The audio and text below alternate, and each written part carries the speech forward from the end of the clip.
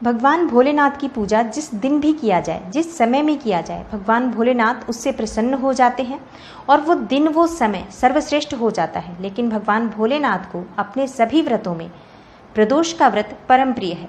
इस व्रत को जो भी व्यक्ति पूरे नियम से श्रद्धा से करता है, भगवान भोलेनाथ उसकी सभी मनोकामनाएं पूर्ण करते हैं।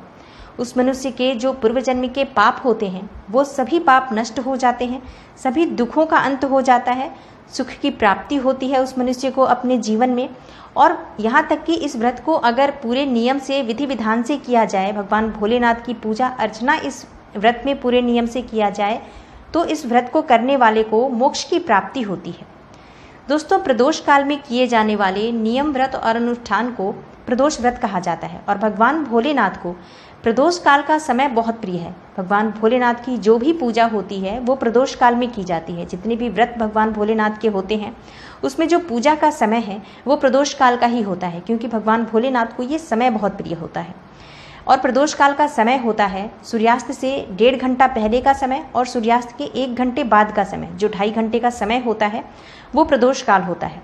ये प्रतिदिन आता है। जो शाम का समय होता है संधि काल का समय होता है, जिस समय में घर में दिया प्रज्वलित किया जाता है, इस समय में भगवान भोलेनाथ की पूजा की जाती है त्रयोदशी के दिन, तो वो विशेष फलदायी होती है। वैसे इस समय में प्रतिदिन अपने घर में पूजा अवश्य करनी चाहिए। जितना भी समय आपके पास होता है उसे आप शाम के समय, जो संधि काल का समय होता है, उस समय थोड़े समय के लिए ही सही अपने घर के मंदिर में शुद्ध घी का दीपक प्रज्वलित करके थोड़े समय के लिए ही सही पर वहाँ बैठें, ध्यान करें। और जो भी देवी देवता इष्ट की आप पूजा करते हैं उसकी पूजा आपको प्रतिदिन इस समय में करनी चाहिए। ये समय बहुत विशेष समय होता है। इस समय में की गई पूजा बहुत महत्वपूर्ण पूजा होती है। नमस्कार दोस्तों, आपके अपने चैनल प्योरिटी ऑफ लाइफ में मैं नीलम शुक्ला आपका बहुत बहुत स्वागत करती हूँ। तो आज हम बात करने वाले हैं प्रदोष व्रत के बारे में। प्रदोष व्रत क्या है, प्रदोष व्रत क्यों करना चाहिए, क्या है इस व्रत का महत्व, प्रदोष व्रत कैसे शुरू करें, कितने व्रत करने चाहिए, कब से शुरू करना चाहिए, पूजा विधि क्या है, क्या इस व्रत में खाना चाहिए, क्या इस व्रत में नहीं खाना चाहिए, व्रत के नियम क्या हैं, सावधानियां क्या हैं, दान क्या करें, उद्यापन कब और कैसे करें, ये सभी बातें आपको आज इस वीडियो के माध्यम से मैं शेयर करने वाली हूँ। तो दोस्तों, वीडियो को पूरा देखें। वीडियो अच्छी लगती है अगर आपको तो लाइक ज़रूर करें और चैनल को सब्सक्राइब कर लें ताकि हम कनेक्टेड रह सकें। बेल आइकन को ज़रूर प्रेस करें ताकि जब भी मैं कोई नई वीडियो अपलोड करूं तो उसकी नोटिफिकेशन सबसे पहले आपको मिले। और अगर आपको वीडियो अच्छी लगे तो आप शेयर ज़रूर करें अपने फैमिली और फ्रेंड्स के साथ। तो दोस्तों, अब बात करते हैं प्रदोष व्रत के बारे में। प्रदोष व्रत क्या है?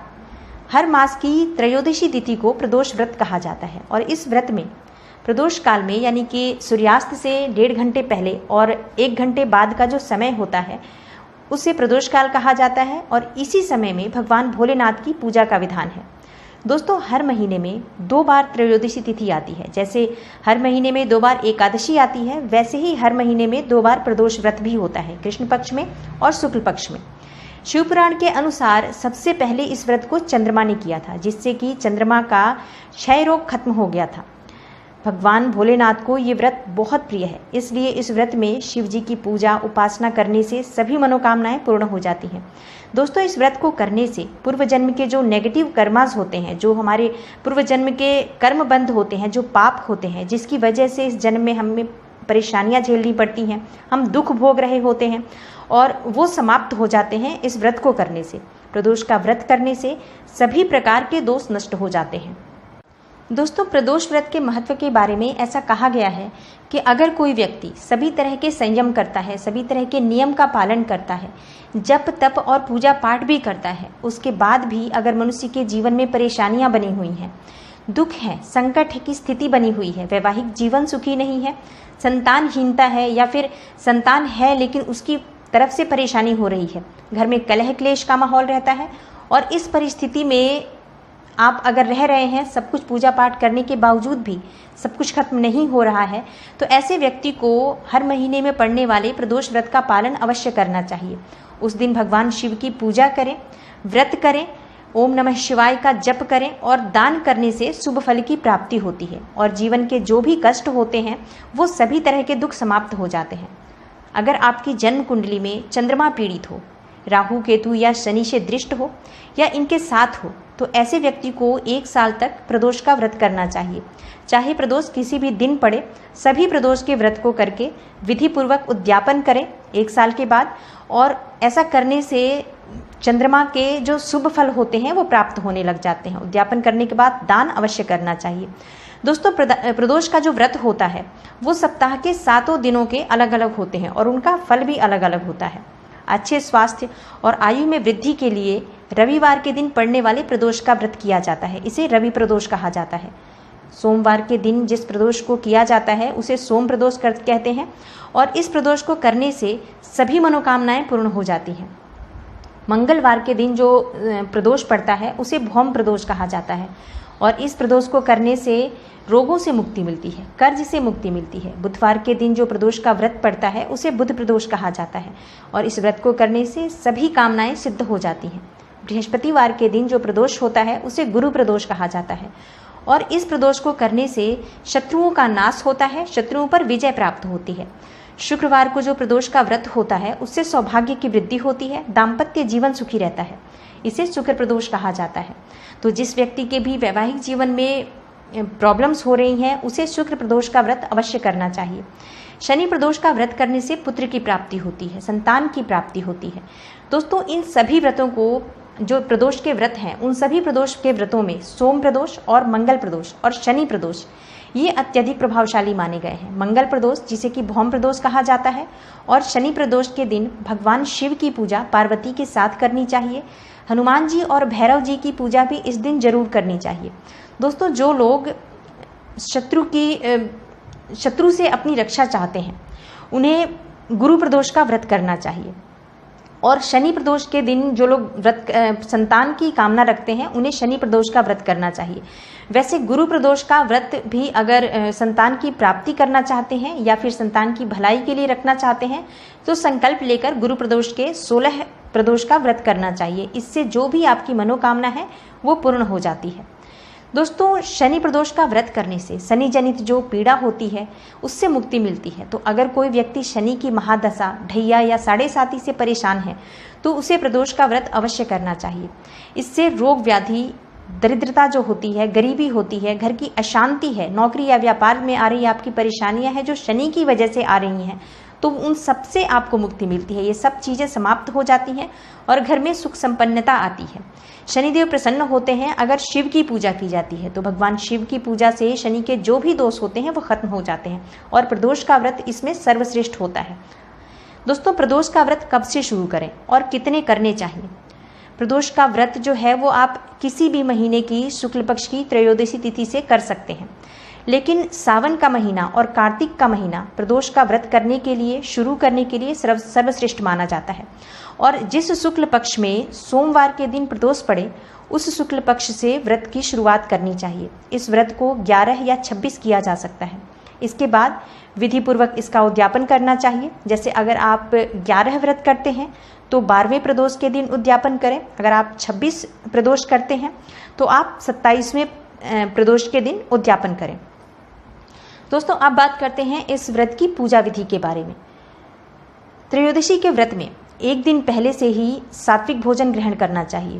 प्रातःकाल सूर्योदय से पहले उठें और नित्य कर्म से निवृत्त होकर स्नान आदि के बाद शुद्ध वस्त्र धारण करें। जिस दिन भी आपको व्रत का करना है उस दिन आप सुबह थोड़ा जल्दी उठें, लेकिन उससे एक दिन पहले आप ब्रह्मचर्य का पालन करें। त्रयोदशी का अगर आपको व्रत करना है तो आप सात्विक भोजन के साथ ही ब्रह्मचर्य का संपूर्ण रूप से पालन करें।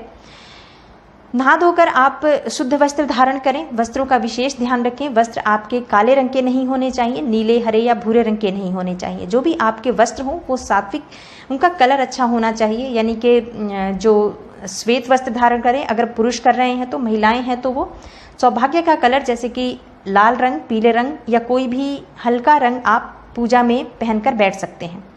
सबसे पहले आपको सूर्य को जल अर्पित करना है। उसके बाद अपने घर में जो आप नित्य पूजा करते हैं, जो प्रतिदिन की पूजा है, उस पूजा को पूरा करें। फिर अगर आपके घर के आसपास कोई मंदिर है तो वहां जाकर आप पूरे शिव परिवार की पूजा करें। दोस्तों, पूजा में भगवान भोलेनाथ को जल से, दूध से या पंचामृत से अभिषेक करें। उसके बाद फिर आप गंगा जल से अभिषेक करें। बेलपत्र, भांग, धतूरा, आंकड़े का फूल, मंदार का फूल, धतूरे का फूल ये भगवान शिव को अर्पित करें। अक्षत, चंदन, धूप, दीप नैवेद्य से भगवान भोलेनाथ की पूजा अर्चना करें। नैवेद्य में आप फल, जो भी सीजनल फ्रूट्स होते हैं, आप उन्हें चढ़ा सकते हैं। सफ़ेद मिठाई भगवान भोलेनाथ को पसंद है, तो दूध से बनी हुई सफ़ेद मिठाई भगवान भोलेनाथ की पूजा में उन्हें अर्पित करें। उसके बाद आप हाथ में पुष्प और अक्षत लेकर व्रत का संकल्प लें कि आप कितने प्रदोष का व्रत कर रहे हैं, और उसके बाद अपनी मनोकामना बोलें। साथ ही आप भगवान भोलेनाथ से प्रार्थना करें कि आपके व्रत को निर्विघ्न पूरा होने में आपकी मदद करें, और जाने अनजाने आपसे व्रत में कोई भूल चूक हो जाए तो उसके लिए क्षमा करें। आपकी जो पूजा है, जो प्रार्थना है, जो मनोकामना है, वो पूर्ण करें और आपकी पूजा स्वीकार करें। इस तरह से अब आप व्रत की शुरुआत करेंगे। अगर मंदिर नहीं जा सकते हैं तो घर में ही सारी पूजा करें। घर में शिवलिंग ना हो तो मिट्टी का शिवलिंग बनाकर पूजा करें। अगर मिट्टी का शिवलिंग भी नहीं बना सकते हैं तो भगवान भोलेनाथ की जो पूरे परिवार की तस्वीर होती है, जिसमें माता पार्वती हो और गणेश जी हो, कार्तिकेय भगवान हो, नंदी भगवान हो, तो इन सब की जो इकट्ठी तस्वीर होती है, उस तस्वीर को आप अपने घर में स्थापित करें एक चौकी पर लाल कपड़ा बिछाकर, और फिर वहाँ उस तरीके से ही पूरे मन से, सच्चे मन से उनकी पूजा करें। उससे भी उतना ही आपको फल की प्राप्ति होगी। मन में किसी तरह का संदेह ना रखें कि आपको शिवलिंग उपलब्ध नहीं है तो आपकी पूजा में कोई कमी है। आपकी पूजा आपकी श्रद्धा पर निर्भर करती है। तो इस तरह से आप भगवान भोलेनाथ की पूजा करें। इसके बाद आप पूरे दिन व्रत रखें। शाम को प्रदोष काल में, यानी कि सूर्यास्त से 1 घंटा पहले से ही आप अपनी पूजा शुरू कर दें।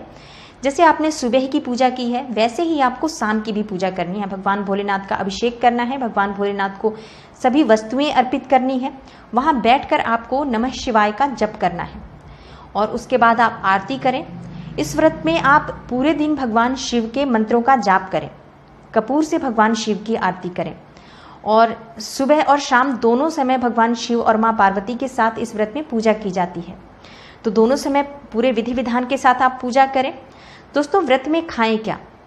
व्रत में आप फलाहार ले सकते हैं। वैसे पहले के समय में या अभी शास्त्रों में आप देखें तो यही कहा जाता है कि इसमें निर्जल और निराहार रहना चाहिए, लेकिन ऐसा संभव अगर नहीं हो तो आप फलाहार कर सकते हैं। कोई भी फ्रूट जो आपके पास उपलब्ध हो, कोई भी फ्रूट आप इसमें ले सकते हैं। जूस ले सकते हैं, चाय ले सकते हैं, ये सब चीज़ें आप अपनी इच्छा अनुसार ले सकते हैं। शाम के समय प्रदोष काल की पूजा के बाद आप सबको प्रसाद वितरित करें। उसके बाद स्वयं भी भोजन और प्रसाद ग्रहण कर सकते हैं। इस दिन आपको नमक नहीं खाना चाहिए, मीठा भोजन ही ग्रहण करना है। नमक, आप सेंधा नमक भी आप इस व्रत में ग्रहण नहीं करें। भोजन आपका मीठा होना चाहिए, सात्विक होना चाहिए, और एक ही कोई भोजन होना चाहिए, जैसे कि एक ही अन्न होना चाहिए। अगर आप गेहूं का आटा ले रहे हैं तो उससे आप हलवा बना लें, रोटी बना लें, इस तरह से खा लें। ऐसा नहीं कि चावल और रोटी दोनों मिक्स करें। जैसे खीर पूड़ी बना के आप नहीं खा सकते हैं, आप हलवा पूड़ी खा लें या फिर सिर्फ खीर खा लें। कोई भी एक भोजन आप निर्धारित करें, वही आप ग्रहण करें।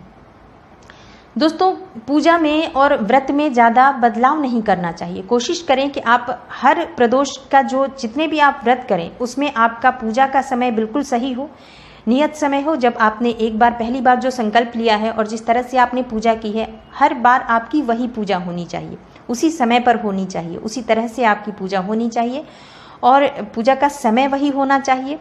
और आप भोजन भी कोशिश करें कि वही भोजन आप हर बार करने की कोशिश करें, तो ये उत्तम होता है। व्रत को अगर सही नियम से किया जाए, व्रत को व्रत की तरह किया जाए तो। उद्यापन कैसे करें, पहले जानते हैं सावधानियां क्या रखनी है आपको इस व्रत में। सावधानियां आपको ये रखनी है कि जैसे हर व्रत में ही होता है कि आपको झूठ नहीं बोलना चाहिए, आपको किसी की बुराई नहीं करनी चाहिए, और जिस भी देवता का आपने व्रत रखा है, आप पूरे दिन उस देवता का स्मरण अपने हृदय में रखें। पूरे दिन आपके हृदय में वो देवता का कोई भी एक मंत्र आप ले लें। जैसे आप महामृत्युंजय का मंत्र जप सकते हैं तो महामृत्युंजय लें, नमः शिवाय जप सकते हैं तो नमः शिवाय लें।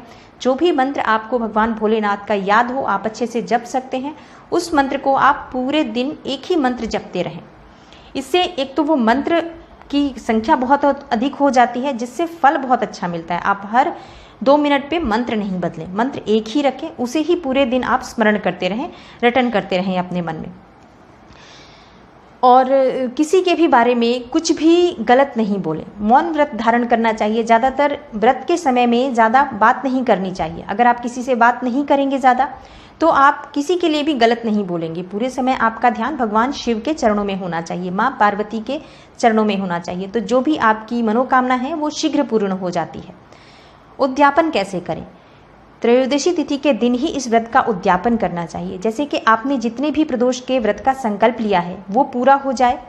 जैसे आपने 26 व्रत करना है तो 26 व्रत कर लिए, उसके बाद 27वें व्रत के दिन आप भगवान शिव का रुद्राभिषेक रखें, अपने घर में आयोजन करें और किसी योग्य ब्राह्मण को उस दिन बुला लें, उनसे पूजा संपन्न कराएं। क्योंकि ब्राह्मण अगर वहाँ पे रहेंगे तो एक तो आप दान भी दे सकेंगे उनको, आप उनसे आशीर्वाद ले सकेंगे और ब्राह्मण सब कुछ विधि विधान के साथ एकदम अच्छे से संकल्प जो आपने इतना व्रत किया है उसका वो अच्छे से पूजा पाठ करा देंगे, जिससे कि संपूर्ण फल की प्राप्ति हो जाती है। इसलिए इस दिन किसी न किसी योग्य ब्राह्मण को अपने घर बुला लें और उनसे ही पूजा पाठ संपन्न कराएं। हवन करवाएं, अपने घर में रुद्राभिषेक करवाएं, क्षमा प्रार्थना करें और शांति पाठ के बाद वो जो भगवान भोलेनाथ से अपनी प्रार्थना करें कि जो भी भूल चूक हुई हो इस व्रत के दौरान, पूजा पाठ के दौरान, वो उसके लिए आपको भोलेनाथ क्षमा करें और जो भी आपकी मनोकामना है वो भोलेनाथ की कृपा से वो पूर्ण हो। इसके लिए भगवान भोलेनाथ से प्रार्थना करें। आप आपके परिवार की सुरक्षा के लिए भगवान भोलेनाथ से प्रार्थना करें। उसके बाद ब्राह्मण को भोजन कराएं, यथासंभव दान दक्षिणा देकर उनसे आशीर्वाद प्राप्त करें। आप ब्राह्मण को दान में सफ़ेद वस्तुएं दें, सफ़ेद वस्त्र दे सकते हैं उन्हें, दूध दही ये सब चीज़ें आप ब्राह्मण को दान में दे सकते हैं। मोती का दान किया जा सकता है। कुछ भी आपसे जो संभव हो, कुछ भी ऐसा नहीं जो असंभव चीज़ आप नहीं, जो आपसे हो सके, जो आपसे बन सके वैसी चीज़ों का दान आप ब्राह्मण को दें और उनसे आशीर्वाद प्राप्त करें। इस तरह से दोस्तों अगर आप प्रदोष का व्रत नियम पूर्वक करते हैं इस व्रत को तो आपकी सभी मनोकामनाएं पूर्ण होती हैं, सभी कष्ट दूर होते हैं और सभी प्रकार के सुखों की प्राप्ति भगवान भोलेनाथ की कृपा से आपको प्राप्त होती है।